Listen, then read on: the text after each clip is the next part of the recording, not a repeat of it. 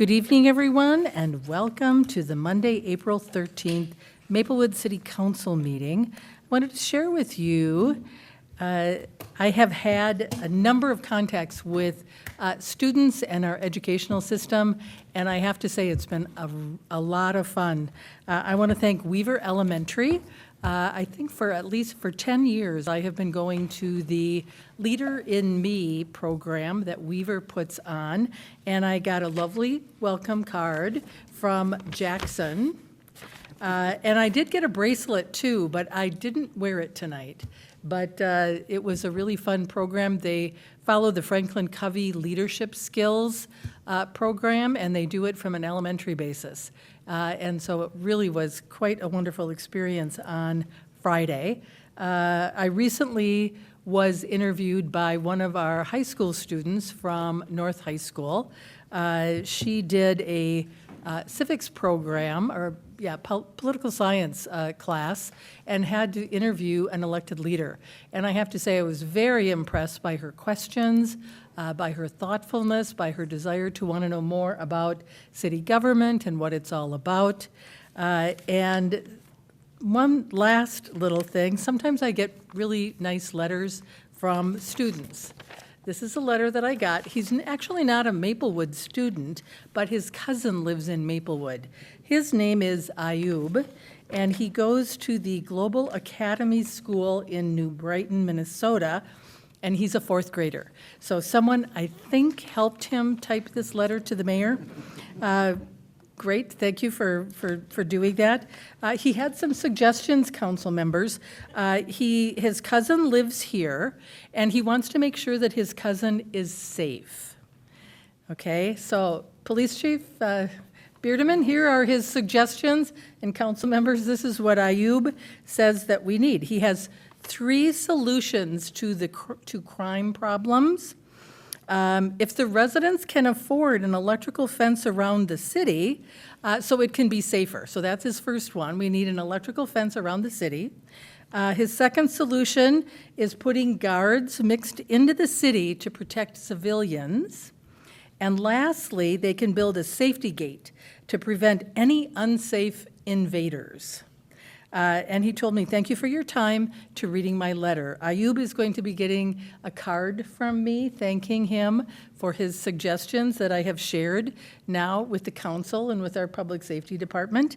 And that's the word from Ayub at Global Academy School in New Brighton. It's really fun to see that connection between education and city government.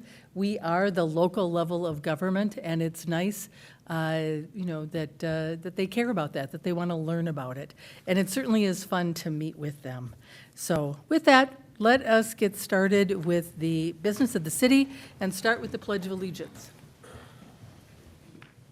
I pledge allegiance to the flag of the United States of America and to the republic for which it stands, one nation, under God, indivisible, with liberty and justice for all.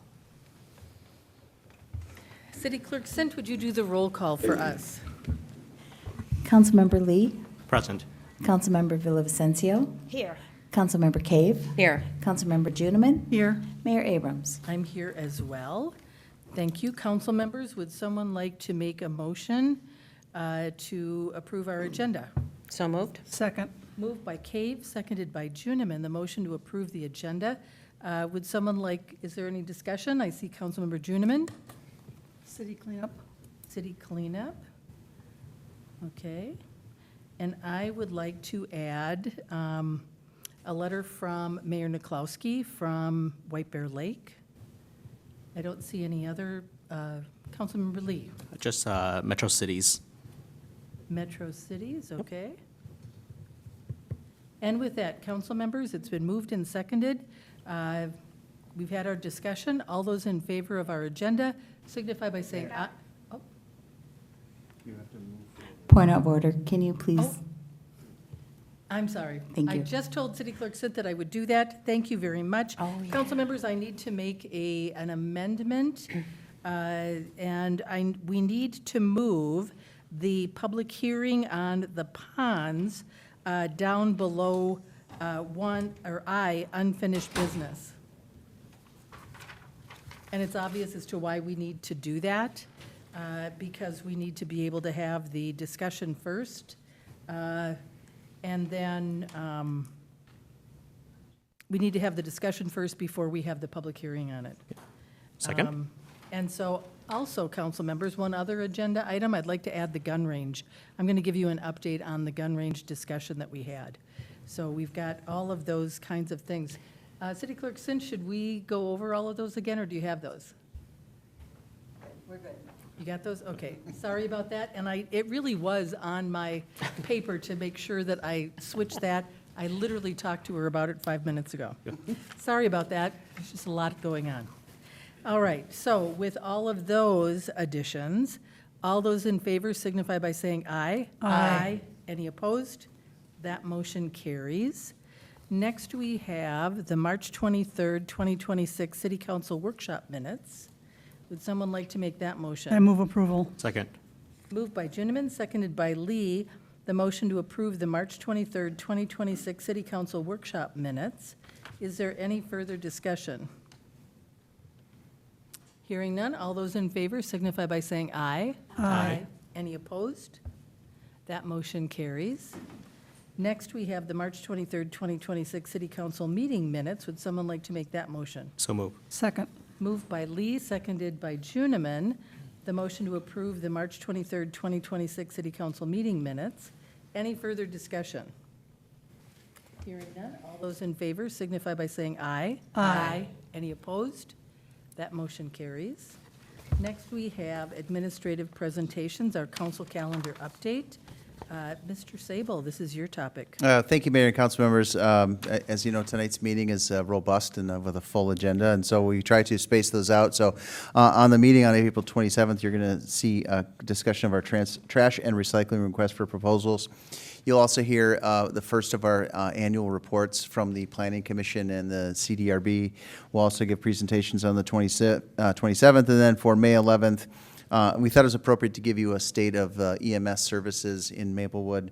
There's been some technological advancements and improvements in EMS, and so we're going to have Chief Monder present those. We're also going to talk a presentation from our local government management fellow, our management intern, which leads me to the next part. On Friday, April 17th, it's the city's first ever nonprofit expo. This is an opportunity for nonprofits in the community to gather and to showcase their services, and also an attempt to recruit volunteers. We know that after Operation Metro Surge, we hired a lot of people wanting to volunteer and give back into the community, and they weren't sure how they could do that, and so this was an opportunity that actually had been in the works. And so our management fellow, Colin, will be putting on the first ever nonprofit expo. That is also the start of Earth Week that week, so starting on April 16th through April 22nd, it is our Earth Week Challenge. And we encourage everybody, if you're out and you're going for a walk, please bring a bag with you and pick up trash along the way to help do your part for that. I also just want to showcase and highlight thanks to Joe Sheeran and his team in communications for the wonderful calendar that we have. So we're getting into our peak busy season, so read the back of your living, save it, keep it. There's lots of great things going on in the community, and so with that, Mayor, I'll stand for any questions. Any questions for Mr. Sable? Councilmember Villavicencio. I was wondering if you could look into maybe doing some research on communities around us who have rental assistance programs, and what that would look like in practicality of using the LAHA funds that we have. Mayor, council members, Councilmember Villavicencio, I will work with Community and Economic Development Director Parr to work on that, and we can bring that to a. Can we talk Sure, about the certainly. council members, your thoughts on that particular issue? I think I mentioned before, and I'm kind of the same on that, is I felt that the state and the county, were doing programs and stuff in LAHA money. I wanted it to be used for, like we're talking about tonight, the Habitat for Humanity and different housing projects going forward. Okay, Councilmember Juniman. I feel similarly to Councilmember Cave. Okay. Councilmember Lee. I think this is an opportunity for us to really look to see what other opportunities we can have in terms of using the LAHA fundings. We still have some fundings available. I mean, tonight we have a discussion that's going to be coming up, but then I'm interested in seeing what other cities are doing and what some of the potentials are that we could potentially be doing if there's an opportunity out there, so I would support that. You know, and I will agree with Councilmember Cave and Councilmember Juniman in that I believe that the county and a number of nonprofits are already working in that area. I think I've made it pretty clear, and I think other council members have too, that I believe that our focus on long-term stable housing and home ownership, similar to what we just talked about in our workshop with the EDA, is critical to the future of Maplewood. And I know we've had a few brief discussions about this already, and the fact that I think we've expressed in the past that perhaps we are maybe not the best forum to take a look at rental assistance when there is already a lot of rental assistance that's out there. I know that it certainly tugs on everyone's hearts, and I think we probably all know someone who has been impacted and is struggling with rental assistance. But I think that there's another question, and as elected officials, that next question is, are we really set up to do something like that? Are we really the best forum to do something like that? And I think, based on what I'm hearing, 3 of our council members are saying we are not set up to do that.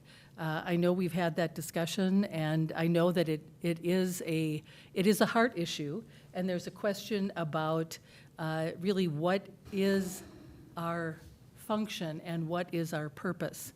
And by diverting things to rental assistance, to a program that we are not equipped to run, that we would have to go outside for, it seems like it is it's not the best use of what we have as limited resources. Council members, would anyone else like to weigh in? Well, I think we've already. If I could say something, Mayor, real Sure. quick. I think if we, I think it's more than just about the circumstances of what we've been through for the last few months. I think costs of living are increasing, everything, including gas and food. But, I know that there are other communities, for instance, Roseville, who does a program like that and uses their LAHA money. And, I think that's why I was asking if we could look at like how much funds we have available under LAHA and how much we do plan to use. And I think there is funding enough for something like this. Thank you. Roseville, I'm not sure if they have actually taken a vote on that. I know Roseville's funds, based on the program that Councilmember Villavicencio and I attended through the Ramsey County Legal Local Government last Friday, their primary funding source for rental assistance is Do Good Roseville. And they have been able to seek outside contributions, both individually. They've gotten a grant from an anonymous donor. They've also relied on their faith community. And I believe the figure was over $200,000 that they were able to collect, but that was all apart and separate from the city. That was Do Good Roseville. One of the things that I mentioned during that housing program through Ramsey County Legal Local Government, Maplewood doesn't have a Do Good Maplewood, but maybe we need a Do Good Maplewood, a nonprofit that focuses on those kinds of things, that partners with the city. But the funds and the programming that we saw on Friday is really coming from Do Good Roseville. So I think that lacks a majority to move forward with that. I had something I wanted to bring up, I added to the agenda, and that's the gun range. I think I've spoken about the gun range twice before, and I told you that we were going to have a meeting. It was Mr. Sable and myself, and we met with Mayor Herr and her staff from the city of St. Paul, and Kelly Miller from Ramsey County. Our county commissioner was at the meeting as well. And the purpose of the meeting was really to talk about whether or not a gun range continues to make sense in South Maplewood. And, council members, we've all talked about this in the past, that just doesn't make sense anymore. The gun range has been there for longer than 50 years. And it started out, it was identified as a pistol range, and it is owned by the property, most of the property is owned by Ramsey County.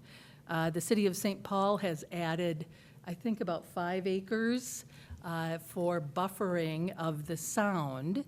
But otherwise, it's Ramsey County property. It is leased to the city of St. Paul for outdoor gun range practice of the St. Paul Police Department. And by agreement, St. Paul is the only department that can use that property. Maplewood doesn't use it, Ramsey County doesn't use it, and I think at one point in time, Mr. Sable shared a picture of what, a historical picture of what that property looked like 50 years ago. And it was farm property, and there weren't any houses nearby. Well, things have changed, and as things change, we need to adapt and change with that.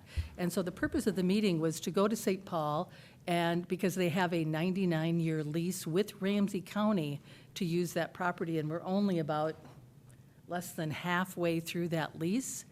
And, council members, I'll digress for a moment. If you recall, we approved improvements to the property because of state law. State law favors gun ranges, and that law has been around for a very long time.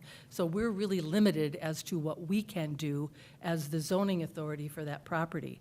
So I really went into the meeting thinking that we're neighbors, talking to neighbors, and asking, does this make sense anymore? Because now that Ramsey County has sold the contiguous property, it means that there's going to be a townhome that is located 65 feet from the property's edge of the gun range. So someone is going to be hearing that, the gun practice outdoors. Additionally, there is going to be a new park in that development. Ramsey County sold the property, the contiguous property, to D.R. Horton, and there's going to be a new park there. And the new park is going to be located 675, I think it is, Mr. Sable, is that right, about 675? Yeah, I think it's about 675 feet from the property line of the gun range. And, one of the concerns, and this was raised by Commissioner Miller as well, today we don't need to desensitize our kids to the sound of gunfire. And so, council members, they already have all of the approvals that they need to make the change in that building. The building doesn't have water, I don't believe, and they don't have an ADA bathroom. And we were in a position where, by state statute, they have the ability to have that gun range there. So, council members, what I am looking at suggesting is we've already given them the approval, so separating out the property, the building itself, all right? But doing a council resolution from all of us to the city of St. Paul and to Ramsey County, questioning whether or not a gun range is the best use of that property. Right now, it's already located by a number of homes, multifamily homes, and it no longer makes sense to have a gun range located there. So we're restricted by our actions, by state statute, but as a council, we can take a position that we do not favor the use of the property as a gun range. So with that, I'm asking council members for your thoughts on it, asking staff to draft a resolution from the council concerning the use of the property as the continued use of the property as a gun range located, we're the second biggest city in Ramsey County. We are a first-ring suburb, and the way that this has developed, Ramsey County has always owned that property. It just doesn't make any sense anymore.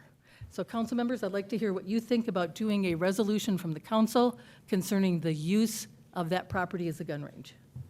Councilmember Cave. Mayor, I would agree with you, doing that completely. I have two questions, though. You met with Ramsey County and St. Paul. First of all, what was their reaction when you were there to keep this, or were they in favor of possibly removing it?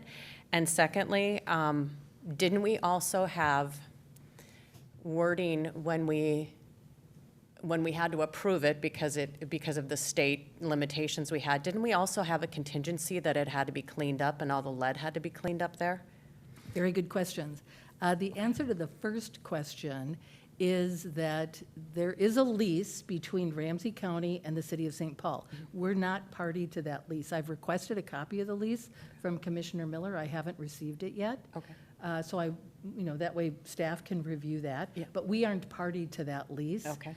And so it is, the city of St. Paul intends on using that property as a gun range, as an outdoor gun range. That was clear from the meeting. I think Okay. Mr. Sable would agree Okay. that that is their intention. They want to continue to use it. Your second question, do you want to, in terms of cleanup, Mr. Sable can talk about that because it has to do with the approval that we gave last year. Thank you, Mayor, council members, Councilmember Cave. The short answer to your question is yes. St. Paul is required to do environmental cleanup of the site and then provide evidence to Ramsey County that it's clean to the appropriate standards. Prior to using it as a gun range. There, I may look to Mr. Beatty. I think the condition was established with the establishment of the building approval, and the condition was they would clean up the site as well. Madam Mayor, Council, that's my recollection as well. We approved that last June. I really haven't looked at it since then, so I can't tell you the nuances of the CUP. Cleanup was part of it. I do remember that. Yeah. I think we all, yeah. Okay.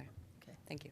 So you would be in favor of a resolution? yes, very much. Councilmember Juniman, your thoughts? Yes, I would be too. I find it a little fascinating that the county owns both parcels. And they're the ones who closed the golf course and went looking for a developer. And yet they're also the ones who own the property where there's a gun range 65 feet from a townhouse. Thank you. Just kind of a fascinating factor. It is. Councilmember Lee. Thank you, Mayor. I think I certainly don't support a gun range in South Maplewood. I want to bring us back to when we last voted, and I was the sole vote on the council at the time to not approve the CUP at that time. So I guess my question here is, what is the intention that we're trying to accomplish here? If we send a resolution to the county and to the city, just my thought process around it is, are we asking Ramsey County to potentially re-guide that component of it? Are we asking what is the purpose, the intention of this? I guess that's what I want to understand a little bit first. Thank you for that question. We are not talking about anything that we had to do in terms of the approval. This is about asking them to rethink the basic foundation of using that property as a gun range, looking for other options, working with us in terms of other options, but continuing to use that property as a gun range just today doesn't make much sense.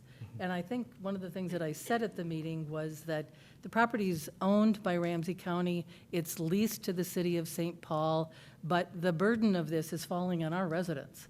And the purpose of this resolution is to stand up for our residents and ask, in the way that we can, ask the city of St. Paul and Ramsey County to reconsider this. It's entirely possible that Ramsey County could terminate the lease. We don't have a copy of the lease. I don't know what that says, but this is about standing up for our residents because this is a burden on us, on our residents, and it doesn't make any sense anymore. So it's time that electeds think about that. When some things just don't make any sense anymore, we need to pivot, we need to reassess, and we need to stand up for our residents. So Councilmember Villavicencio, did you, I just wanted to comment really quick, and I agree with that, and I think that's the same sentiment that I also shared a little bit way back too, is that we need to take a stance as a city. I would be in support of a resolution to our county and the city of St. Paul, but I think it's important also to state in that we want to continue working with them. to find something that works for the city of Maplewood and also something that works for our residents and then also for the city of St. Paul. So, this has to be, the resolution, I think it has to be something that makes sense for, we have to take a stance for our residents because I think our residents in South Maplewood, they know what they want and they don't want a gun range in South Maplewood. It's very clear. So I would definitely support that, and I think it's important to, as our council, come together to have that conversation with St. Paul. Thank you, and I'll tell you that the closing comments that I made with Mayor Herr was that I hope that we can keep the dialogue going. Councilmember Villavicencio. I definitely support the resolution. I'm very disappointed in kind of how St. Paul, quite frankly, treated you and us as a city. I think them not considering our perspective. It's hard to say, let's keep working together when there's not work together, right? So, yes, I think we need to do something strong. Thank you. So, council members, the next step, Mr. Sable. Thank you, Mayor and council members. I'm immediately jumping to the logistics of drafting a resolution and how it might be phrased. I do want to note that I will not be at the April 27th city council meeting. I had a previously scheduled time away, and so what if I could ask permission of the council to potentially bring forward a draft for consideration in the May 11th meeting? It gives me a little bit of time to take care of my personal business, but also some time to thoughtfully, I'll say, thread this delicate needle, because it is this is an issue. It's been an issue for 50 years. It appears to be coming to a head, and I want to be careful and thoughtful in how we craft this. I also don't want to step on any potential legal landmines, so I'll look to Mr. Beatty and to help for some guidance. But I do think it is something that we can do, and something that will be carefully worded, but also clear. I did get the council. I got clarity from the city council, which I always appreciate. Thank you.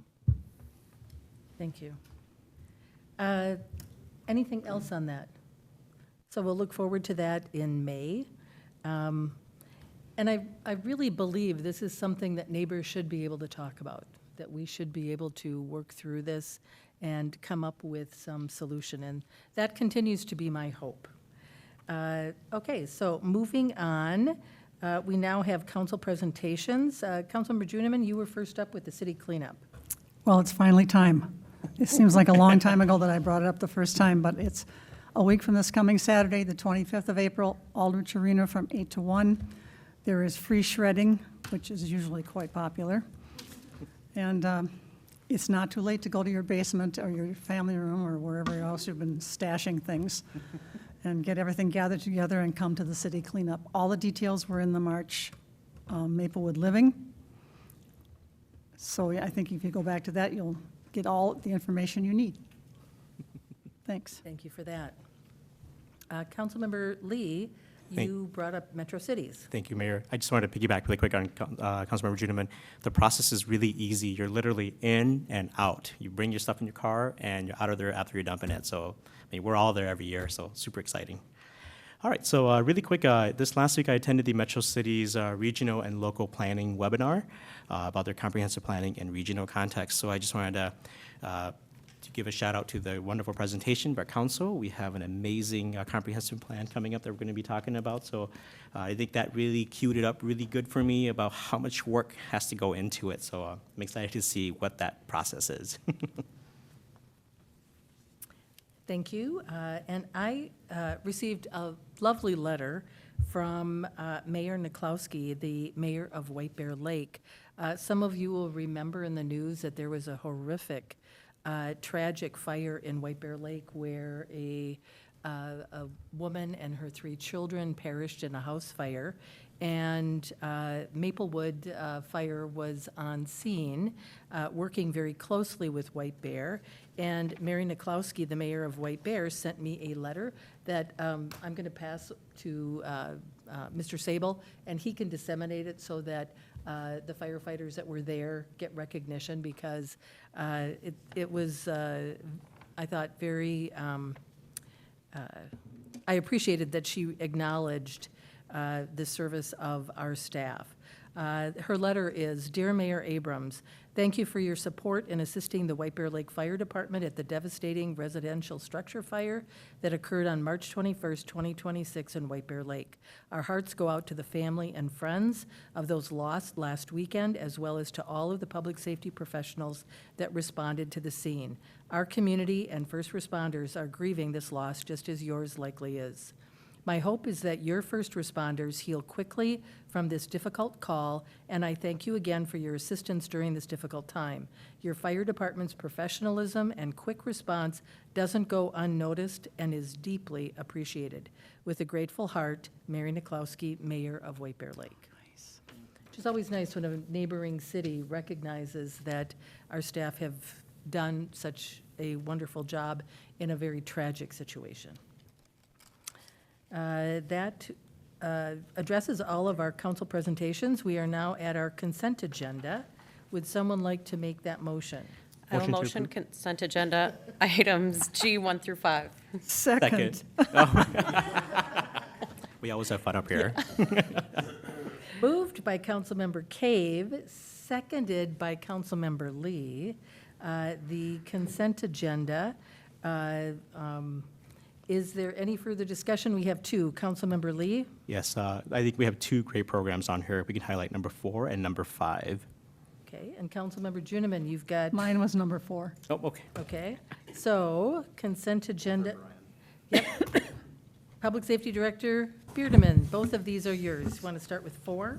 Thank you, Mayor and Council. Number 4, you have in front of you a motion to approve the joint powers agreement with Ramsey County ARI, which is the Appropriate Response Initiative. This is a pilot program in which the county selected Maplewood specifically in the county, felt like we were a good fit. They're going to have responders from Roots Wellness, and they were responding to calls that currently police are taking, but don't necessarily need police officers to take. So these are dealing with unsheltered people, neighbor disputes, and things of that nature where we don't necessarily need an officer to show up to the scene. In these situations, the county ARI responders will be dispatched and show up to those calls. The good thing is we have full operational control of the program, and so we can pull them back or have them assist in any call we need. So I think it'll be a good pilot program, and I think it's a good start. If it works out well in Maplewood, I think they're going to expand it to Roseville and other cities across the county as well.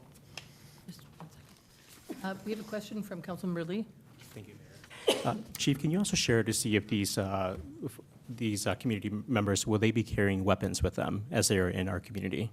Nope, that's kind of the point. So like a lot of these calls, you don't need somebody, an officer with a gun or a taser or weapons. So they're going to go there with their training, verbal training and things of that nature. They have a radio.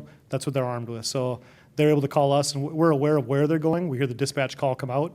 Officers will not respond to the scene unless we're asked, but they will carry no weapons, and they're there basically to provide mediation for a lot of these calls where we just don't need an officer. Thank you. And number 5. Embedded social worker. Yep. Number 5, you have a motion to approve joint powers agreement with the city of Maplewood and Ramsey County. This is for our embedded social worker. We've had Dean for many years now, and he does absolutely amazing work. I can't speak highly enough of him. And so this is another continuation for another year with the county for that joint powers agreement with Dean. Okay. Thank you, council members. We've had a motion and a second. End discussion. So now it's time to vote. All those in favor of consent agenda items G1 through 5 signify by saying aye. Aye. Any opposed? That motion carries. Next, we have unfinished business. Going down to the planned unit development agreement with Century Ponds Development. Ms. Parr, this is yours. Thank you, Madam President, members of the council. On October 27th, 2025, the City Council approved a PUD, a planned unit development, consisting of 133 detached single-family homes and 73 townhomes for future Century Ponds. At your last meeting, the council approved the final plat for Century Ponds, and tonight the item before you is the planned unit development agreement, which was included in your packet. Within that document was also the stewardship plan that speaks to some of the higher level environmental aspects that will be will be implemented at the site in the future to make sure that those environmental aspects are maintained. Staff, the developer, and the attorneys have had a lot of back and forth to get the document to what you see it is this evening in your packet. However, before we get into the developers agreement, I want to take just a moment to introduce the developer. We mentioned at the last meeting that you had heard many times from D.R. Horton throughout the course of the conversations about this future development. And as sometimes is the case, someone else will come in and actually officially develop the site, and then the builder will come in and in phases build out the individual sites for the homes. In this case, we have had the great fortune to work with Nathan Fair with Century Ponds of Minnesota LLC. We also have Deb Ridgway here with D.R. Horton, but Nathan, if you want to give him a little wave or come on up. This is Nathan, so I just wanted to introduce him to you this evening. Good evening, Nathan. Good evening, Nathan Fair. Address is 13432 Hanson Boulevard. Been developing land for just over 20 years, and D.R. Horton's one of my preferred partners, and I'm very excited here to develop a piece in your city. Your staff's been amazing. It's been quite the project, but we just about have everything all wrapped up, and we're excited to start the next phase, and that's going to be grading, and then ultimately the public utilities. And the goal would be to have streets in still yet this fall and have home construction start late fall, with models opening up sometime in March or February. So with that, I'll definitely answer any questions. And like I said, your staff's been a pleasure to work with. And I had the honor of meeting Kevin. If you guys haven't seen the video last week, Kevin happened to be out on site when I was on site, and we put together a cute little presentation that, I don't know, it turned out great. So he put me on the spot. And like I said, I'll be out there every day working with my trade partners. And like I said, I'm very excited to be working here in Maplewood. Thank you very much. Any you. questions? Ms. Parr, turn it back to you. Thank you, Madam Mayor, members of the council. The purpose of this evening is just to understand if you have any additional questions, and if you do not, then to feel free to move forward with approval of the developers agreement. Any questions? Oh, I see Councilmember Lee. Thank you, Mayor, and thank you, Danette. There's two, it's pretty straightforward in terms of the document, but I think there's two items that came up for me. I think one on number 2, plans, improvement, subdivision density, section C, all work performed by and on behalf of the. Excuse me, can you give us the page? Oh, yes, that you're page on? 3, yeah. It's on, so, it's 69 for our council packet. 69. 69 for council package, page 3 for the document, and it is section C. All works performed on behalf of the developer were related on the construction site. So we have a restriction time of 7 a.m. through 7 p.m., Monday through Saturday, and works related. So, I mean, I don't know about you guys, but my Saturdays are very important for me. So I think for me, I just wanted us to really think about, you know, for the weekend time, does 7 a.m., is that pretty common across the board in terms of construction time? And then 7 a.m. Monday through Friday, what does that look like? Thank you, Madam Mayor, members of the council. Councilmember Lee, yeah, that is pretty standard. That 7 a.m. start time, we watch that pretty close, and we respond when anyone starts before that. I know in this case, our developer can speak to it. I know they have, I don't want to say a hotline, but they have really put some things in place that if we see someone do something before that time frame, they can reach immediately. It's not a calling the city and waiting to get a response later in the afternoon or on Monday when we come back to the office if we don't get it before then. There's something much more responsive. I don't know if you'd like to speak to that, Nathan, if Councilmember Lee is amenable to that. Certainly, great question, and it is common practice. Unfortunately, in Minnesota, we only have a short amount of time to build these sites. And it all depends on the weather. There may be some Saturdays where we're not working, but as we kind of push through the season, if it's crunch time, our guys definitely will be working from 7 to 7 on Saturday. The sooner we can get the project done, the sooner we're able to start building homes and ultimately have a nice project that the community wants. Thank you. Thank you. One more question? So one more question. So on page 72, in our council packet, page 6 for the document, I think the developer talks about the maintenance of the public improvement in terms of snow plowing. Down at the last part of the paragraph, developer being responsible for keeping streets within the site clean. I think that does a really good job in terms of covering the streets around it, in it. I think one component that I did not see in the packet is the dust mitigation plan. something that came up with some residents when we were doing Hillcrest is there was a lot of dust that came from that site. Folks on the east side of McKnight got a lot of dust, even though they were cleaning the streets quite often. So if there is something that we can potentially put in here about mitigating dust, I mean, we can't get rid of dust. That's the reality of it. But what can we do to help prevent some work? Mr. Love. Yes, thanks, Mayor and Council. So dust control is part of our erosion control and grading permit, so it's covered under there. We also have that included in our construction management plan that we developed for the project, which does require the contractor to maintain a water truck on site, because that's really how you maintain the dust. It's also covered under our MS4 permit. So they're also required to do road sweepings, which also help cut down on the dust. The developer does have a website. It's centurypondsconstruction.com. That site gives contact information where they can get direct feedback right to the developer. It has the schedule, and people can sign up actually for updates on the project as well. We have a link on our city webpage for that. And certainly, they can provide feedback directly to the developer, but they can also call our public works staff. The site's going to be inspected by staff as well as the Ramsey Washington Metro Watershed District. So, and then just one other comment real quickly on the first question. Those hours are similar to the hours we put in our street reconstruction projects. So it is hours that we've typically used. Thank you so much. Councilmember Juniman. Thank you, Mayor. Excuse me. Got a frog in my throat. Just wanted to comment that I was very glad to see within this management plan, the stewardship plan and the vegetation plan. And that's something the neighbors were very concerned about, and I am as well. So just stick to it, please. Strictly. Thank you. I don't see any other lights up here. Council members, would someone like to make the motion? I motion to approve a planned unit development agreement with Century Ponds of Minnesota LLC. Second. Moved by Cave, seconded by Villavicencio. The motion to approve a planned unit development agreement with Century Ponds of Minnesota LLC.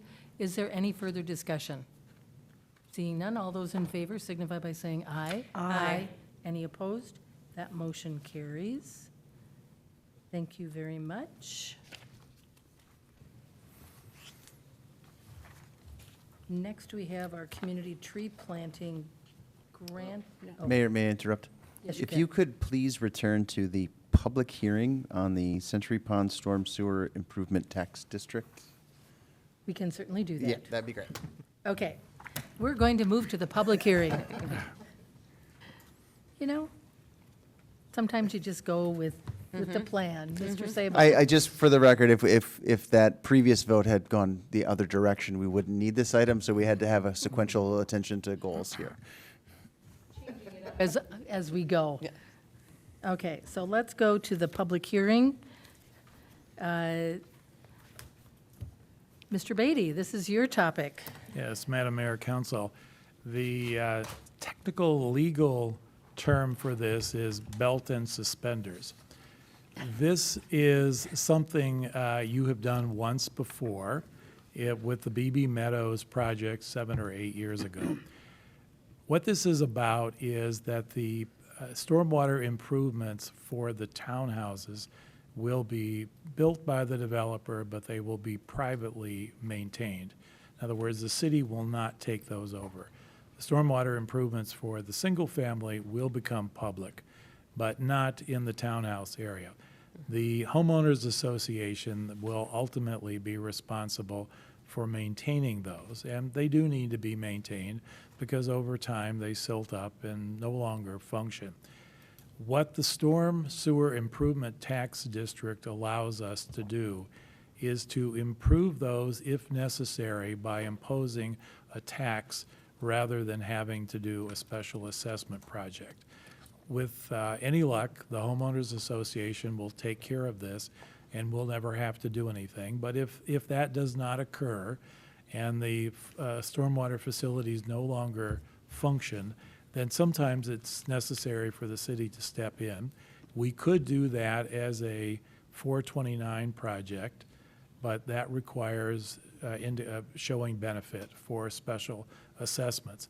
by establishing a tax district, if we need to do a project, we can simply recover costs by imposing a tax on the folks who are in the district, and the district is limited only to the people in the townhouses. So it's a nice insurance policy for the city to have. I've used this probably several dozen times over the last 30 years.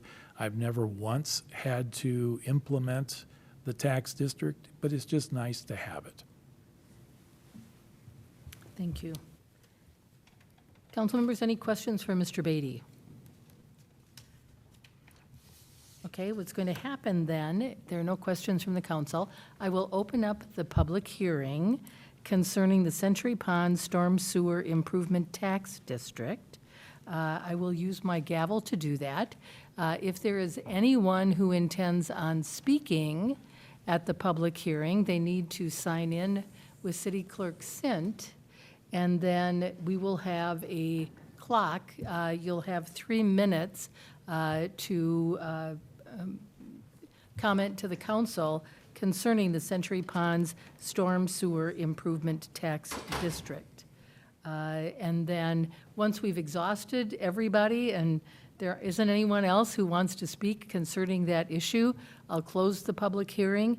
The council will have a discussion, and then, council members, we have actually 2 different motions that are presented to us tonight.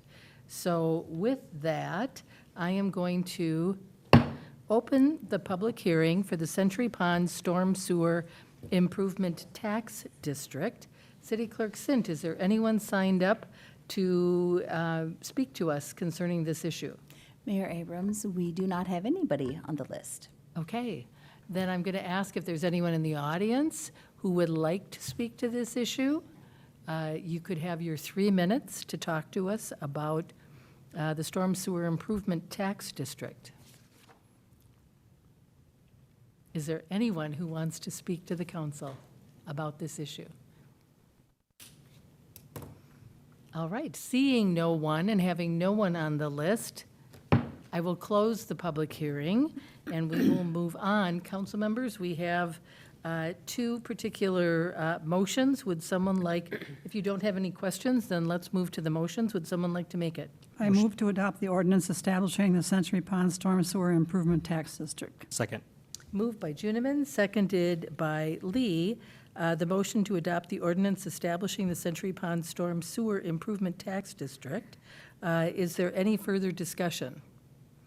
Hearing none, all those in favor signify by saying aye. Aye. Any opposed?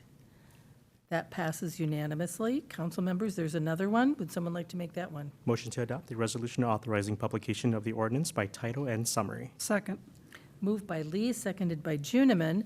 The motion to adopt the resolution authorizing publication of the ordinance by title and summary. Is there any further discussion? Hearing none, all those in favor signify by saying aye. Aye. Any opposed? That motion carries as well.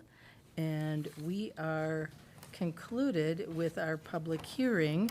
And now we're going to jump back to our regular agenda and go down to unfinished business I-2.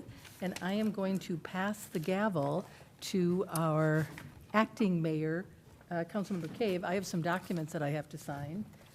And then continue the meeting. Thank you.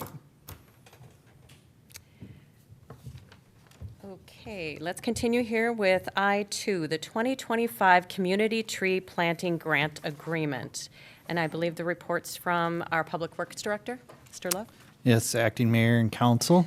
So this is actually kind of a fun one to bring forward. Caitlin Bergstrom is our Parks and Natural Resource Coordinator, and she's been leading this grant application effort.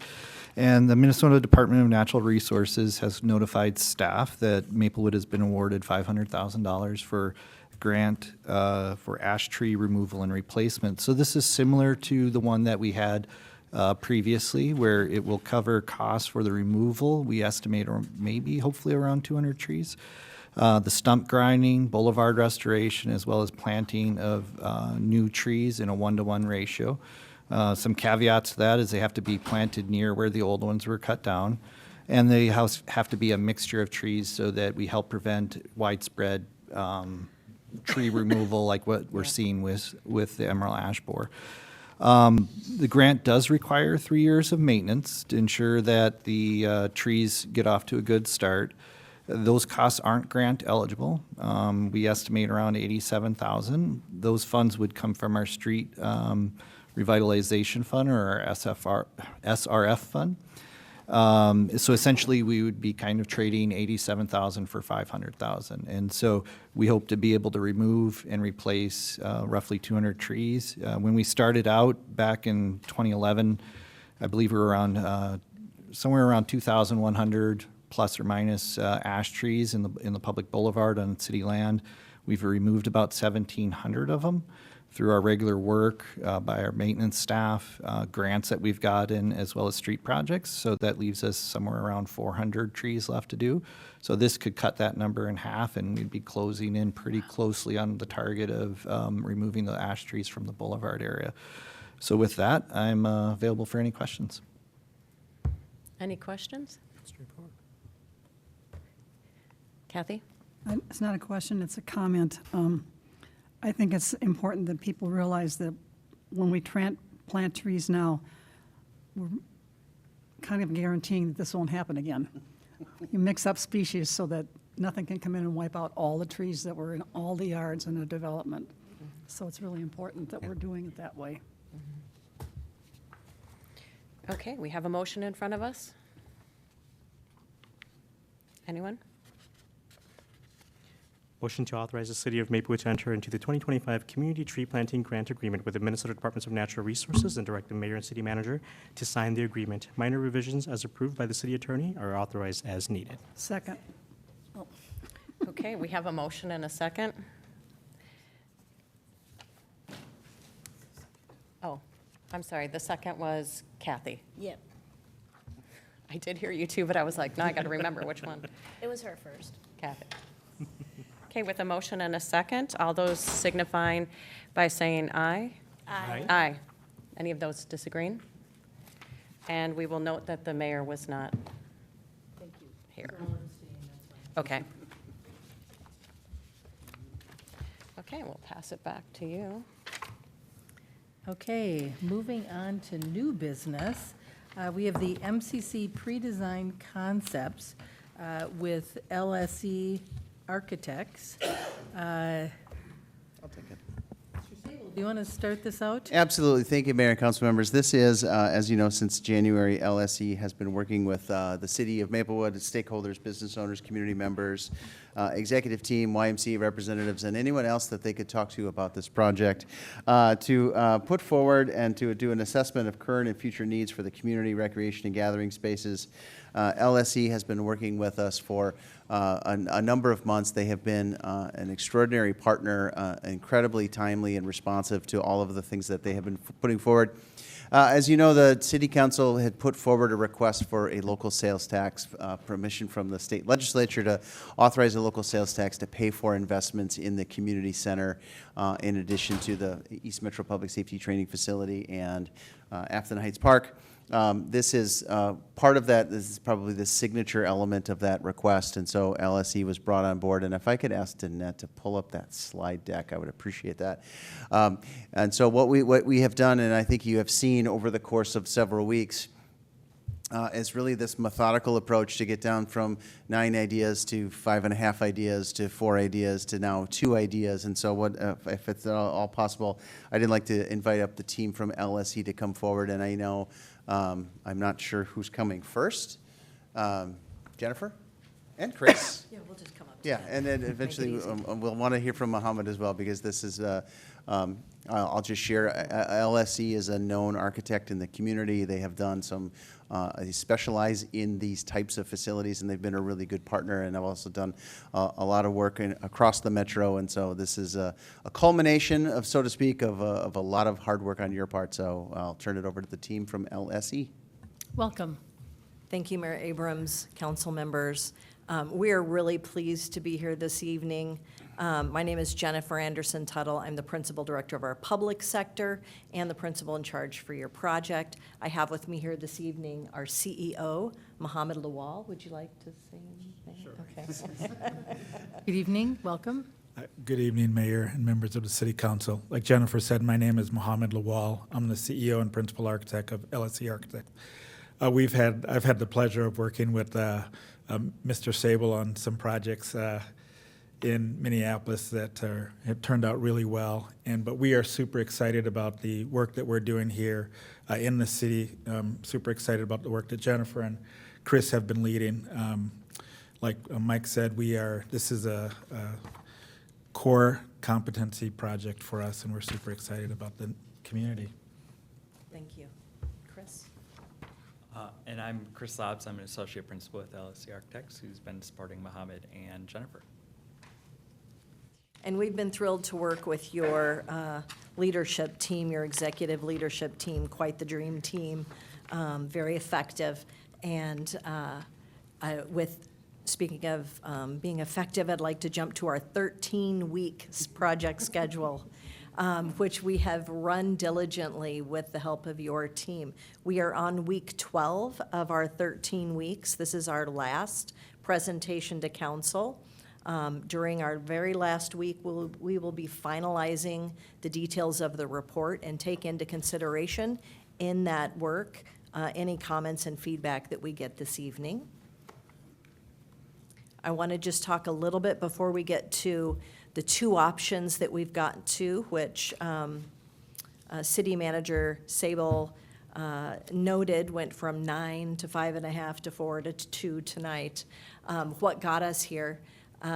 We began with the review of some previous documents the city had, although you know that we have only been working on this process for 13 weeks. You as a city have been working on it for over a year, right? It's been a lengthy, several-year process for you. And we've taken time to review that document, tour the facilities, review all of your existing building documents, and then, of course, bring to it our own expertise from work in community centers and other regional sports recreational centers.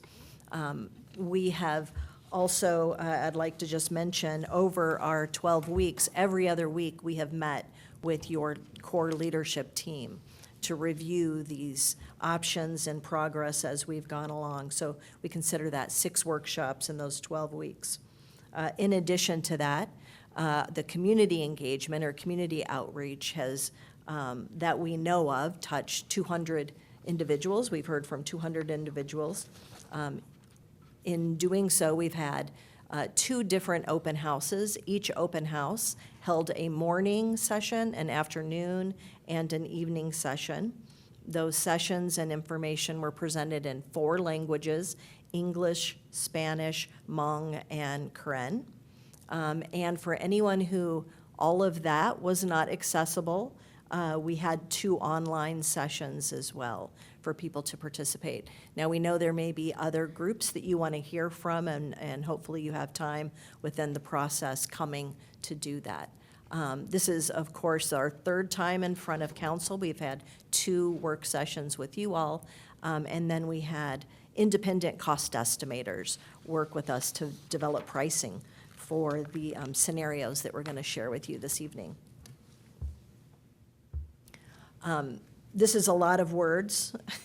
I'll kind of summarize these points, what some of the main project drivers were. So in each of the options that we developed, we really wanted to address a few key things. One was create much more efficient use of space.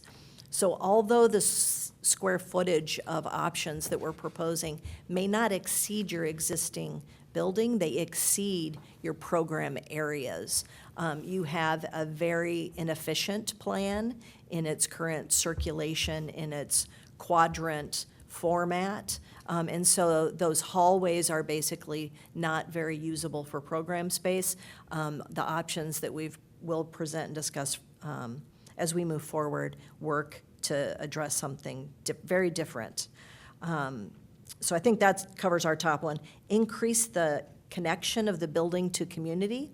And so the idea there is really having better street presence, having much clearer entries and wayfinding into the building, connecting also to the site and the trail in a much stronger and usable way. And then also making sure that we have clear public use of space as well. And have clear separations between what is that public versus what you have today as the YMCA square footage, right? You don't know quite when you're entering which space today, and so addressing that. The next bullet is improve operations, and that includes both the visibility, so safety and security with visual control of the building, and also access for communities to have clear entry. We wanted to make sure that we have better replacement of failing building systems. So all the options that we looked at replaced systems that had reached their life expectancy. And then make sure that those spaces are all designed to be very durable and supervisable. And lastly, we wanted to make sure it was very modern and attractive in the community center, filled with light in both your meeting spaces and your athletic and community spaces, and make sure that those event spaces like your banquet hall have desirable spaces for people to rent. And that includes connections to the inside and the outdoor space. So the program that we developed as a starting point, and then we'll get to how we got to the final program.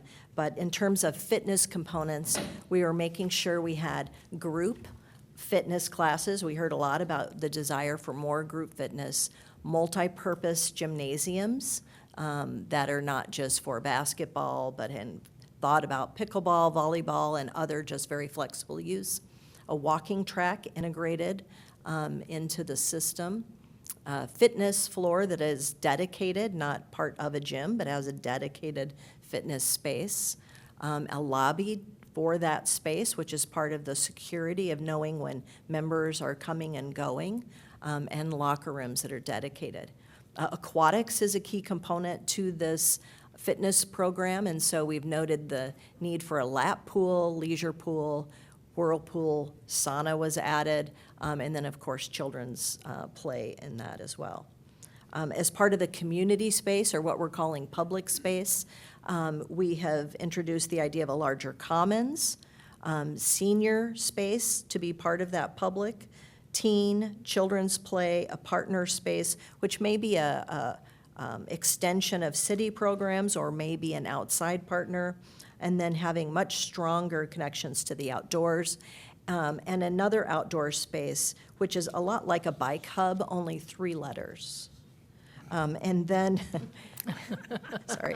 And then we also have, of course, that event space, which is space for a expanded banquet hall, meeting rooms that we think would be great to have connections to the outdoors. Now, how do we get to all of this? First of all, again, that 6 workshops with the leadership group, but in the first open house, just a quick summary of what we heard: more space for classes, outdoor spaces and trails connected to the community center. Accessibility, we know, is very important. We heard a lot about accessibility. Make sure that maintenance needs are addressed and that there's more social space, and people were very concerned about the closing of the center during construction. And so we have some ideas about that. The second open house, just to summarize again a few points, people really gravitated. At the second open house, we had 4 options, 2 of which built on the idea of renovations and expansions to the existing building, and 2 which really were more centered around new construction. People very much gravitated towards the idea of new construction. They saw the real draw on funds that the maintenance needs were having. They liked the idea of an easier to navigate wayfinding, better accessibility, and expanded programs. they preferred the option that had limited closure times, and they also really highlighted better connections to the outdoors. And with that, I'm going to ask Chris speak a little bit about the new east option and the new south option, which is how we got from the 4 to the 2. Thanks, Jennifer. So as she just mentioned, we have two options that we're presenting tonight. This is coming down from all the options we presented previously. Before we begin, we want to talk a little bit about cost, because that's one of the main items that we haven't addressed with you previously, and we'll present some of these initial cost findings in just a second. But we want to talk about the two different types of costs that create the project cost. One being that construction cost. This is what you're paying the contractor, those bid day contractor fees when you open up and they say what it'll cost, and then the contingency for items that will come up in construction. The other side being soft costs, these being your furniture, your design fees, special testing, permits, and other costs that may come up. What we're going to be presenting today is everything that's within that construction cost side. So understanding that there's more above and beyond that. With the two options, new east and then new south, we have a range here, and we'll come back to this at the end, but we wanted to present it right now with a midpoint of between $44.18 million and $55.78 million. So you can start to see we've pulled it apart into good, better, and best for option 1, and then a better and best for option 2. And then between the two options, the program will be the same for a better and a best. So we'll step forward to option 1. Before I begin talking about the option, I do want to talk a little bit about the site. One of the items that we really studied, and it will be in both options, is this opportunity to straighten out the road, which will help with connections to the neighborhood, but it also creates this natural opportunity to create a future development site on the north side of the site. You have the benefit of it being a very large site, but that also means that there's a large portion of your city that isn't creating income and people aren't living on that we think could be turned over for better use. As we move south onto the site, option 1 is a 3-level option, ground, a second, and a third, with that main ground space being where your largest functions are going to be. The street facing White Bear is going to have your parking, and then as you move inside, a large community commons space. In this option, there's a single multi-purpose gym. We'll rework the current aquatic space to fit into the space. So it's essentially an addition, but the addition is quite large. And then on the south end, having your children's space. On the second level, having some partner space, and then up on the final level, having your banquet, your rentable space. Moving that up, creating a space that's really unique within the area, so that there's that desire for rental for something that has views, has a connection to the pond and to the bike trail. And this option is the good. Looking at the better, we have everything that was in the good option, but we expand into a 2-gym option. So you can start to see the benefit here of expanding that gym beyond the program of the current community center, and that opportunity now for it to be subdivided for rentals. And then finally, we have the best option, which takes everything that we had considered in the good and the better, but reworks the aquatics as a completely new aquatic center, allowing you to take better advantage of views out to the pond area, as well as relay out the center to fit with the new orientation. And then option 2, this is what we call the new south option. This builds on the south side of the site. Programmatically, compared to the better of the other one, this has a very similar program of a single gym, a new aquatic center, a banquet space, and then a community commons in between.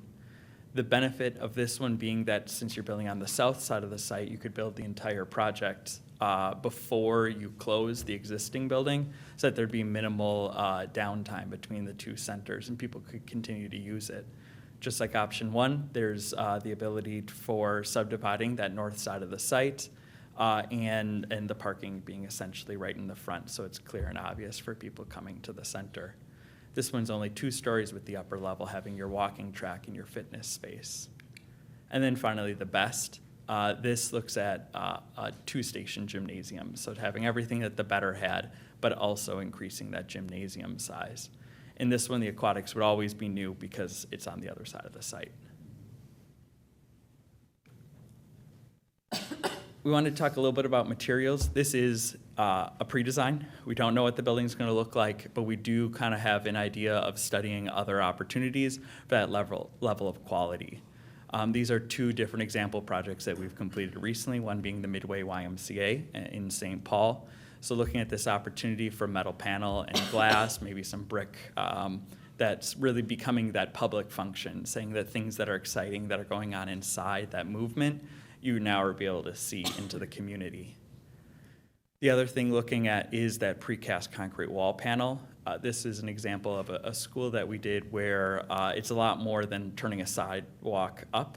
You have a lot of opportunities in color, in finish, and in pattern. In this case, it was in a forested area, so there was an inspiration for trees within the reveal. So starting to take some of those design opportunities into something that's going to be really durable and a good fit for gymnasiums and aquatic centers. And then finally, returning to that construction cost overview. One of the items I want to highlight is those alternates. So 2 options that we looked at. One was an opportunity to upgrade the mechanical systems. So with our base one, we're with the new Minnesota Energy Code, which was recently updated, but is still essentially a code minimum building. You could have the opportunity for a more efficient heat pump system, and that will add about $800,000, any of the options, because it's the cost of buying the equipment. The other opportunity would be if you chose to voluntarily do the Minnesota Buildings Benchmarks and Beyond program, which is administered by the University of Minnesota, or LEAD, which is a very similar but nationally administered program. That will add about 7 to 10% cost to the building. That will require something like the enhanced mechanical system, but included in that cost, but also look at materials and opportunities for carbon reduction through the building. And then just noting that, again, as we talked about before, this includes the design contingency, but it excludes a lot of those soft costs. Mr. Sable has a question. It's not so much of a question, it's just for the city council as you're kind of having this conversation. What staff is really looking for is, do you have a preference of east or south, option 1 versus option 2? And then within that, do you have a preference of a good or better best option for 1 or a better best option for number 2? And if I can, right, the real question comes down to 1 gym or 2. It tends to be a sticking point. I will share that of the city managers that I know who have developed community centers, this is the thing that they argue about all the time, and they will always argue that, boy, I wish we would have done 2, or I wish we would have done a third one. And so not to sway your perspective, but I do know that these are community amenities that are rare. Gym spaces are rare commodities in communities, and so wrestling with that decision is really important. And the other thing I will note, the sales tax, the local sales tax proposal that was put forward to the legislature is different than the numbers that are provided on this chart. And I would say I would not let that dissuade you from making a decision. We've yet to ask the YMCA for any kind of capital partnership. And I think if they were getting access to a brand new facility, they may be interested. Or there are other opportunities if we do in fact sell the northern portion of the land. There could be land sale proceeds that could be applied to that. So I would encourage you to be less focused on price, because we can solve for math problems later. So what I would really encourage you to do is to think about the things that you want to make. You want this community center to say for the community, and we will figure out the problem on the back end. And I look to Mr. Rubin, and he'll nod and smile, because this is actually what we do when there's good ideas that come forward. We help find ways to make them reality, and that's what we'll do. Thank you. Do you have anything else for us before we discuss? No, that's everything. Turning it over to us now. Okay. Thank you. Thank you. You know, council members, this is a very exciting time for us. I think we only get one chance at this. And this I see being a building that is going to be used and loved by our community, for the next 40 years. The building that we have right now is 40 years old, about 40 years old. And it is in dire need of some love and attention. And in looking at these, I appreciate Mr. Sable's comments. This really is about what's going to be best for our community. And I don't want to have that argument later on and say we should have done 2 gyms and we only did 1. This is our chance to do it right. And in terms of, I'll just say, my preference is the new East version, that there is something that in my mind is very special to have that kind of presence on White Bear Avenue. It is something that is unique, having that banquet space and the fact that it would be tied in on a 3rd level overlooking the pond there, I think makes that absolutely spectacular. I'm sure that what are we calling it, New South, would be nice too, but if I look at New South, it's very condensed and cramped and doesn't have that same kind of presence on White Bear Avenue. This is our chance. Council members, who would like to, Councilmember Cave? Sure, I'll go first. What's your preference? My preference is New East, and I would go for the best.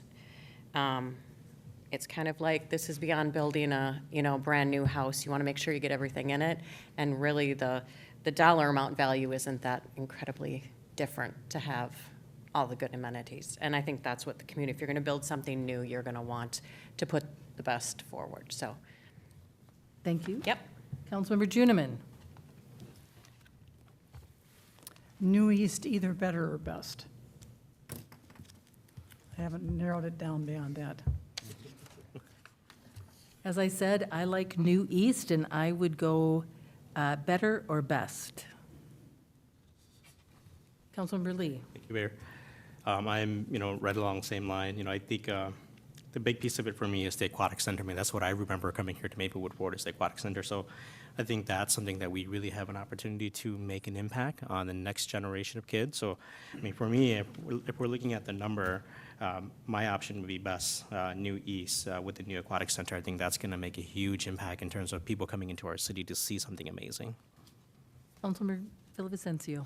Well, I can't believe this, but I actually agree. I think New East, I think, like you said, Mayor, the compactness, having the events up on that 3rd floor makes a lot of sense. And I can just envision it as they were saying it, so. Me too. Me too. Okay, so council members, I think we're pretty close there. Mr. Sable, we have a motion that we need to make, but do you need any other information from us? No, thank you. Okay, council members, would someone like to make the motion? I move to approve LSE's final pre-designed concepts which were based upon community engagement. Second. Moved by Juniman, seconded by Cave, the motion to approve LSE's final pre-designed concepts which were based upon community engagement. Is there any further discussion? Hearing none, all those in favor signify by saying aye. Aye. Any opposed? That motion carries. Mr. Sable. Thank you, Mayor and council members, for the discussion and the process, and shout out to LSE for methodically working through the Gantt chart, which as a project manager, I always appreciate.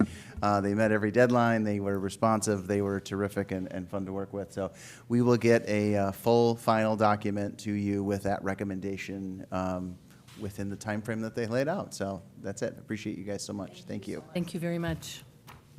We are very excited. Moving on to St. John's Hospital. Ms. Parr, this is your topic tonight.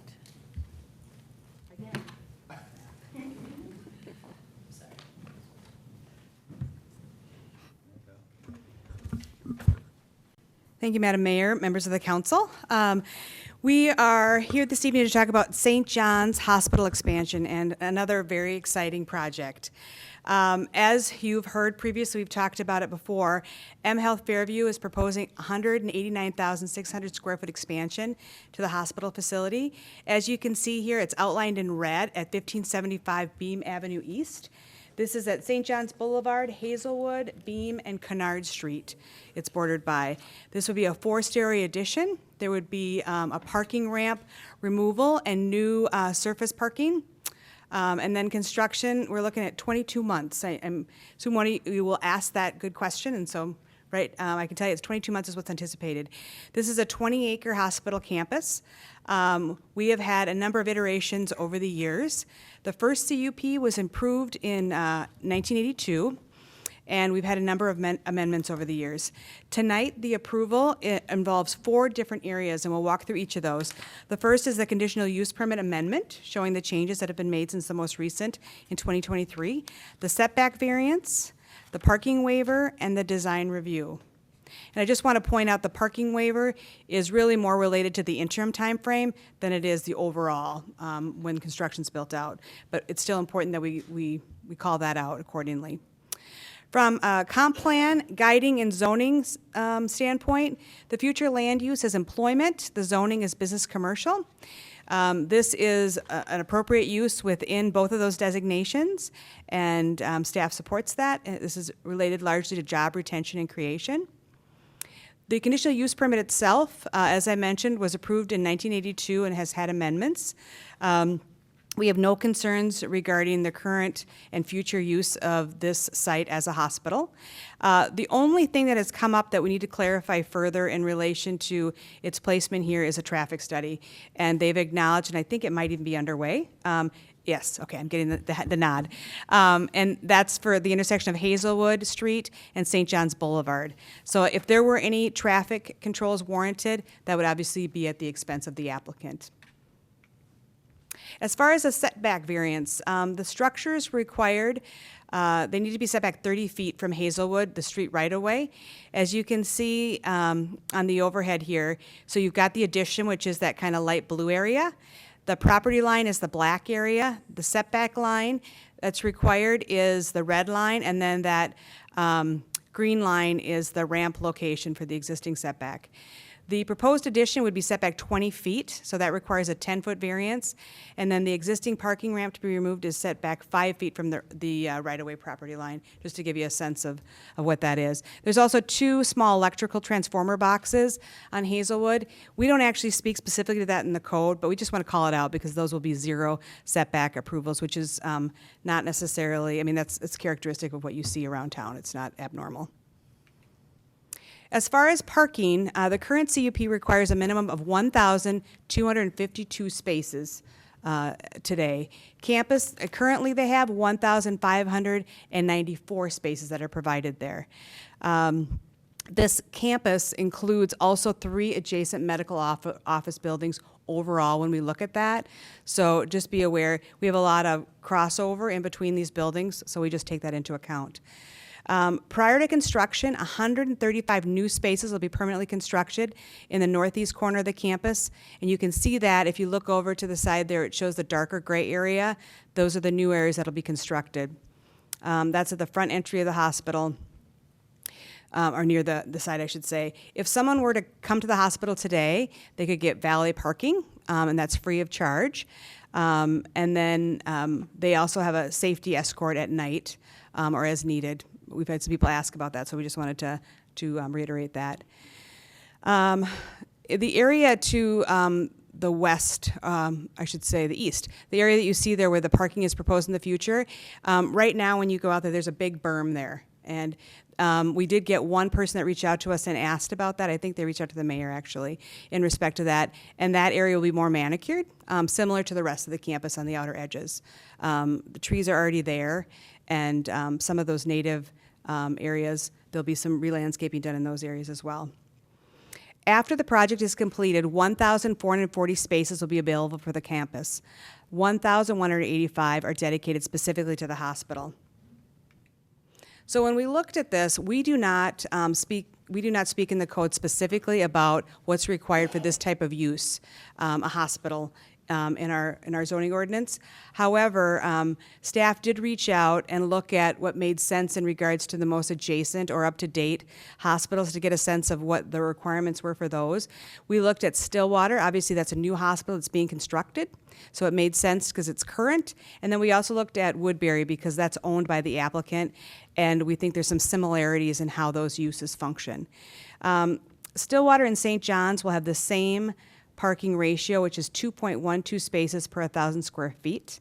And the Woodbury code would require 655 spaces for this proposal. So both under what under what they're providing. So we don't have concerns in that regard.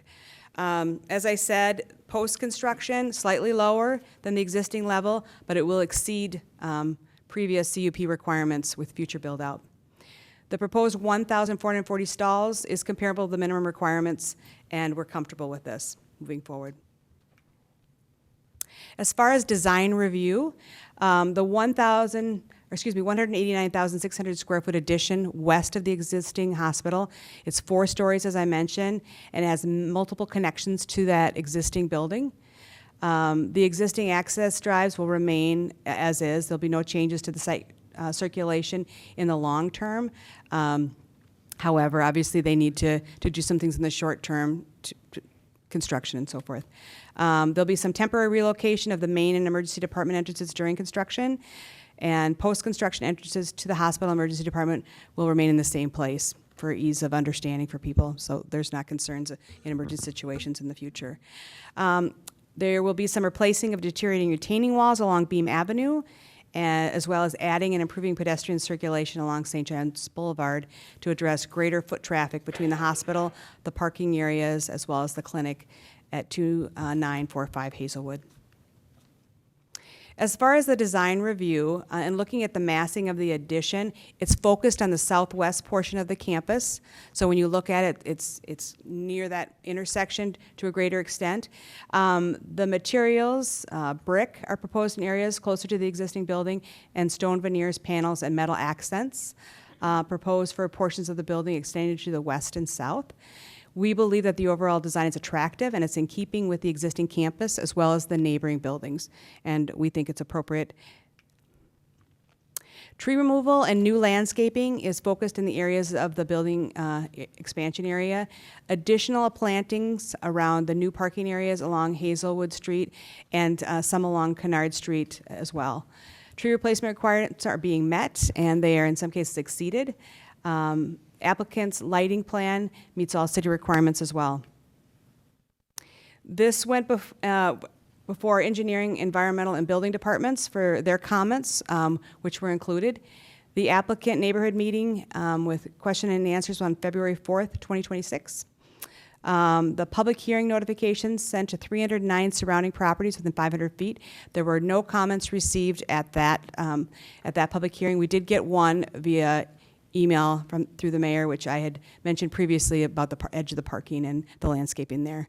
March 17th, 2026, the CDRB and the Planning Commission reviewed these and recommended approval. With that, staff recommends approval as well. Is here to answer any questions. I know the development team is here as well to answer any questions you may have. Okay. Does someone from the development team want to come up?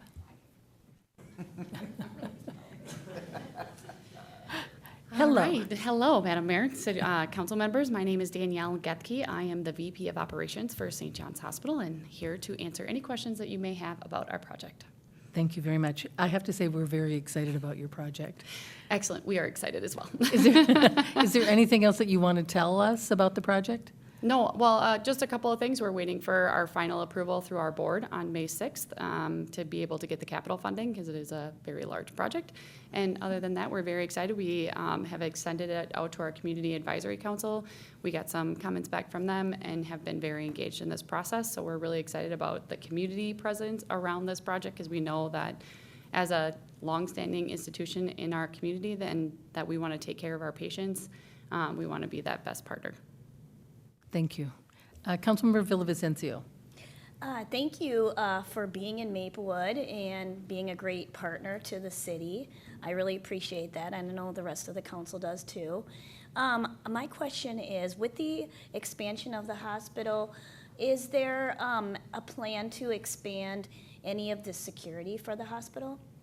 So we will be increasing the number of cameras that we have around the building as we change the exterior of the building. We'll have to move some places. We'll be adding some cameras. We'll be upgrading some of the lighting with some of the parking to meet the city requirements. And then we'll be adding a weapon detection system at the main entry of the building as well. Thank you. Great, thank you. Councilmember Cave. I just had a quick question, just with everything going on with the Trauma One Center and HCMC. Are you planning on adding anything like that to the facility? We are not planning on becoming a Trauma One. I just want to put that on the record. Okay. With this, though, it is an expanded, we're expanding our emergency department services. So we're almost doubling our emergency department. So part of it will be new, and then we will renovate the remaining after we complete the new building. Okay. Thank you. Yep. No other questions? Council members? Oh, Councilmember Lee. I just want to take a moment to thank all of you for the community engagement that you guys have been doing. I think it's an important component in this work because this is going to be here for many years to come and going to be serving many generations to come. So thank you. I'm so excited. Thank you very much. Council members, we have 2 recommended actions before us. Would someone like to make the first one? Motion to approve a conditional use permit, setback variance, parking waiver resolution to construct a 4-story, 189,600 square foot addition to St. John's Hospital at 1575 Beam Avenue East. Moved by Lee, seconded by Juniman. The motion as included in our packet A. Is there any further discussion? Hearing none, all those in favor signify by saying aye. Aye. Any opposed? That motion carries. We have one more motion. Would someone like to make it? I motion to approve a design review resolution to construct a 4-story, 189,600 square foot addition to St. John's Hospital at 1575 Beam Avenue East. Moved by Cave, seconded by Juniman. Motion B as listed in our packet. Is there any further discussion? Hearing none, all those in favor signify by saying aye. Aye. Any opposed? That motion carries as well.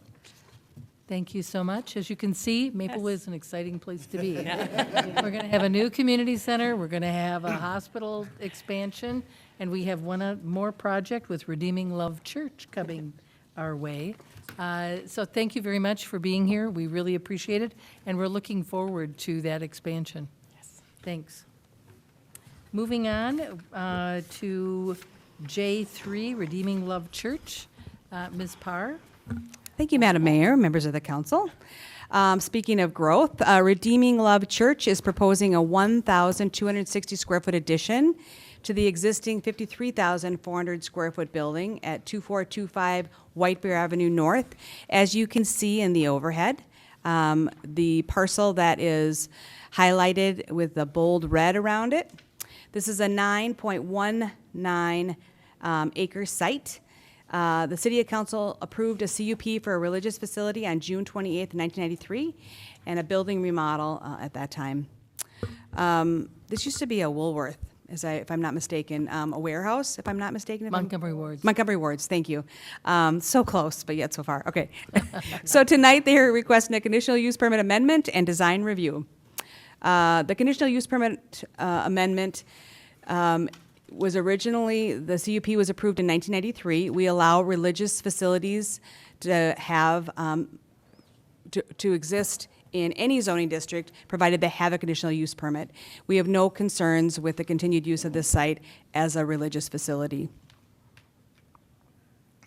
As far as the expansion from the design review standpoint, the single-story expansion you can see here very clearly, it's the front of the building. It's an on-grade entrance to the building with an interior stairs and ADA lift within that addition. Parking on the north side of the existing entrance will be reconfigured. The exterior stairs to the building will be removed. There are no other changes to the remaining areas of the parking lot or the site generally, other than we are asking them to take a closer look at the parking lot to make sure it's in good conditions, and other areas where it needs to be reconditioned or restriped, we're asking them to do that as part of the conditional use permit. The site access and existing utilities will remain unchanged. On the interior, the project includes remodeling the sanctuary, the lobby, and installing new lighting, seating, and flooring, upgrading all of that. The church plans to begin construction in June of 2026 and complete the project by November 2026. The building addition will be primarily a steel frame structure with a gable roof, as you see on the overhead slide. Materials are primarily aluminum and glass storefront with a small amount of pre-finished standing seam metal fascia and rock face CMU on the foundation wall.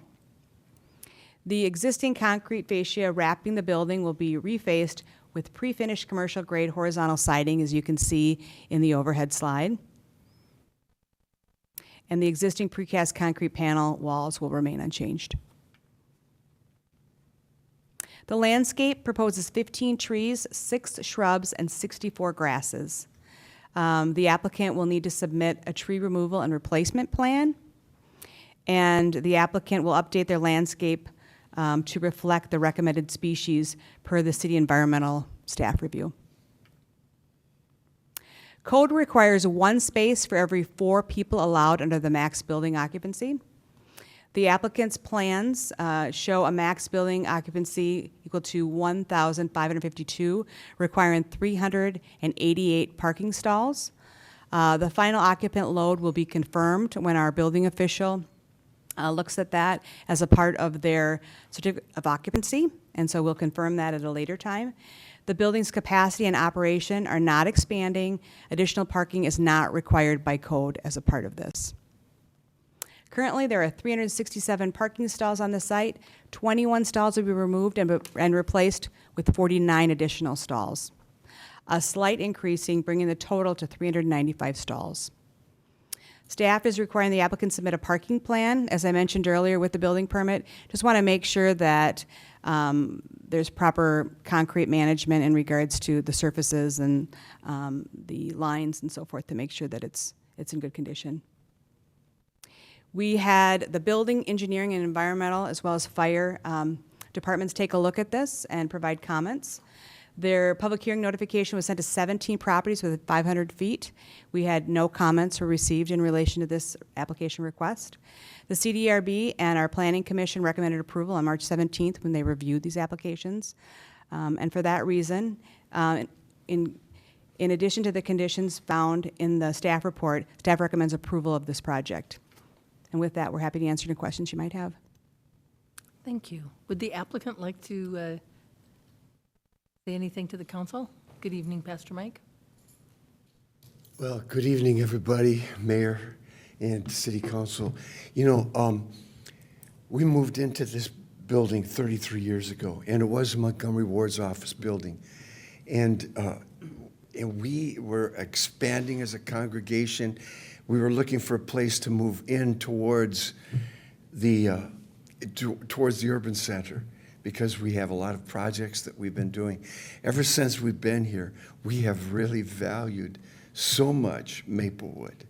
We are so thankful that we are in this location. It's been 33 years, and when I look back, I was a young man when I moved there. And but through the years, we've seen so much partnership that we've had. It's our desire always to enhance Maplewood and we recognize that we're in a very visible location. And so we've always tried to make sure that we represent Maplewood the best we can.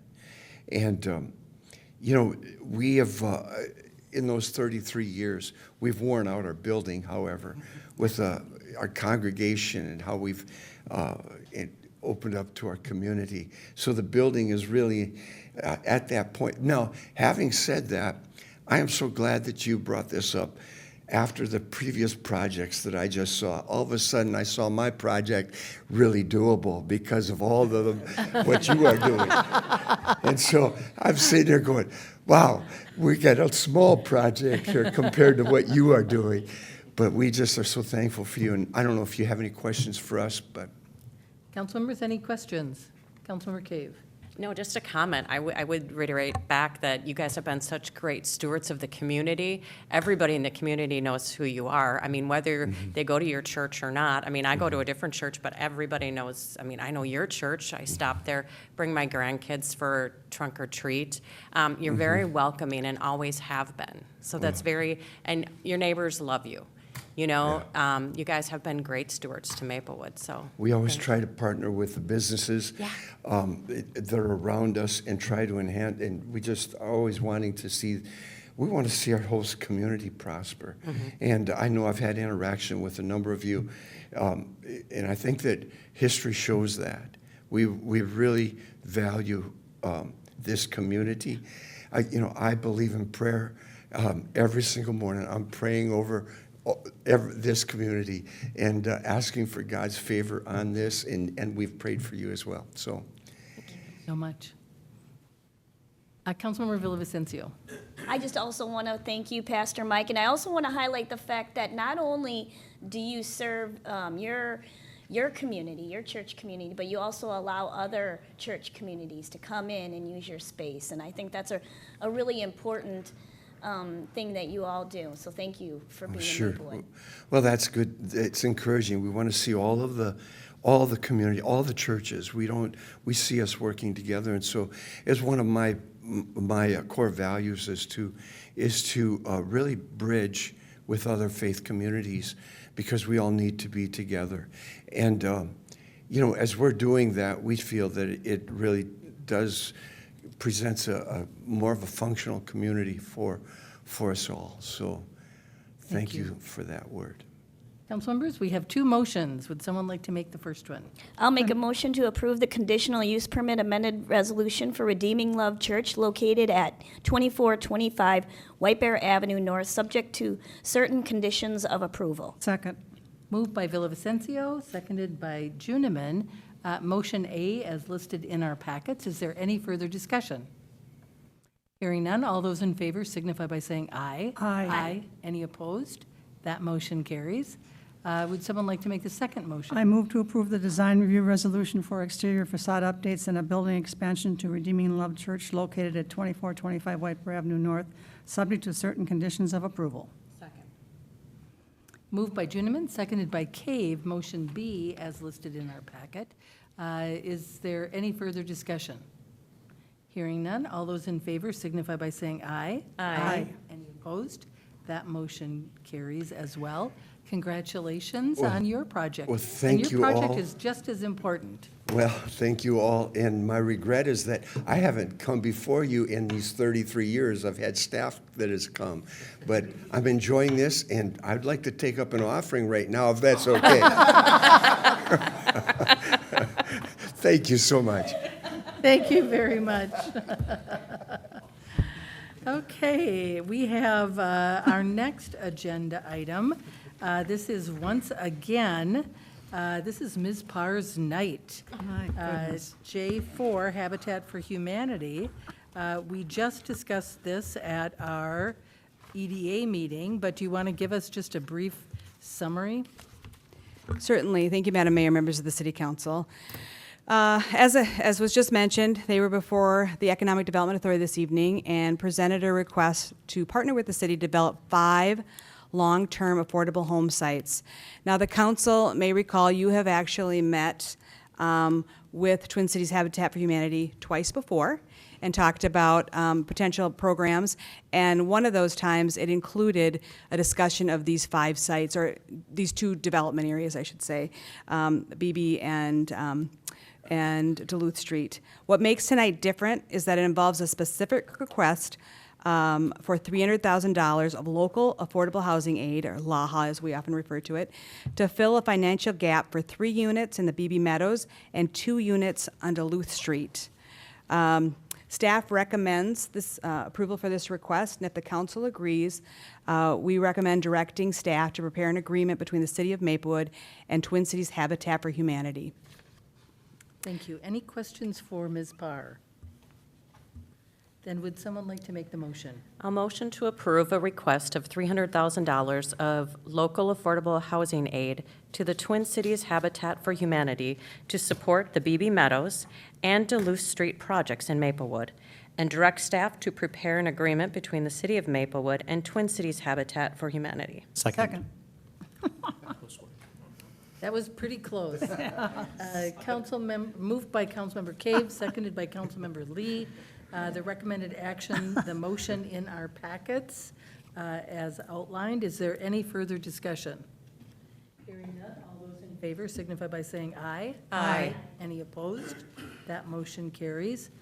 Congratulations, Habitat for Humanity. We are excited to have these 5 new homes coming to Maplewood. Mr. Sable. If Mayor and council members, I know that they have waited here the longest, and you've seen all of the things. If you want to say anything, Ms. Bedore, if you want to come up and say, I know you stuck around the longest.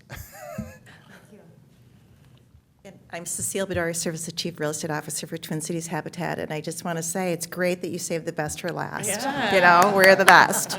But you know all about the project. You just really want to say how much we really appreciate your support and working with your great staff to get these projects where they are, and we hope that this is just one of many partnerships that we do with your city. As you know, closer in suburbs that are so beautiful, like Maplewood, are really difficult for folks to buy in. And we're not seeing the incomes go up, but we see families who really want to live in the communities in which they grew up, and these are great programs to help you achieve those visions as well. So we really appreciate your support, and thank you so much. Thank you. Councilmember Lee. Do a call out, thanks to the work that you guys are doing. But for the council, for $300,000, the reality of this is we're paying like $60,000 per house. You can't get that in today's market at all. So we're getting one heck of a deal here at the City of Maplewood. Thank you. It's a wonderful partnership, and we are really happy about it. So thank you very much. We have one more agenda item, J5. Danette, this is the Danette show tonight. Ron, do you want to cue this up? Madam Mayor, Council, yes, everyone's pointing at me, so I'll do this one tonight. I think Danette is probably worn out. This is an item dealing with the property at 1025 Century. There are 2 distinct but related pieces to this. The first is probably the more familiar to you. It's a hazardous building action. You've seen a number of those over the last couple of years. This is a property, and you've seen the photographs in the packet, which we believe constitutes a hazardous structure. In fact, we think it is not a habitable structure, and in fact, it's been posted as non-habitable. The city's building official is here to answer any questions that you may have about that. So the first piece is bringing an abatement order under the hazardous building statute, and as we typically do, pairing that with an action under the city's nuisance ordinance. Those often go hand in hand, and so the first piece has to do with that. What's a little bit different about this one is that there is also a zoning violation in staff's opinion. This is a residential piece of property which we believe has been converted to commercial use. Again, you can see the photos that lead us to conclude that. And so the second piece is civil litigation to enforce the zoning ordinance, which would require that the property be used only for its properly zoned purpose, which is single-family residential, and prohibiting the commercial use. So there are 2 litigation pieces to this. We can certainly continue the discussion in an open session, but because litigation is involved, you are entitled to close the meeting to have attorney-client privilege. And so if anyone is interested in doing that, a motion to do so would be appropriate, and then we can continue the discussion in closed session. Thank you. Would someone like to make that motion? Pursuant to Minnesota State Statute 13D.05 Subdivision 3B, attorney-client privilege, I hereby move to close the regular meeting and go into closed session to discuss the hazardous buildings and public nuisance conditions at 1025 Century Avenue South. Is there a second? Second. Moved by Juniman, seconded by Cave. The motion A, pursuant to state statute to close our meeting according to, pursuant to the attorney-client privilege. Is there any further discussion? Hearing none, all those in favor signify by saying aye. Aye. Any opposed? That motion carries, and we will go into closed session.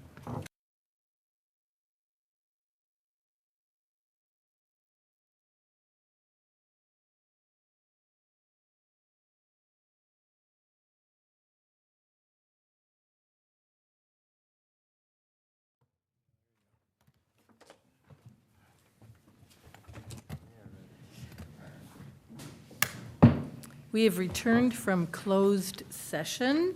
Council members, there is a motion in our book. Would someone like to make that? Motion to approve the resolution ordering the abatement of hazardous building and public nuisance condition at 1025 Century Avenue South and authorize related legal proceedings. Moved by Lee, seconded by Juniman. The motion B, as listed in our packet. Is there any further discussions?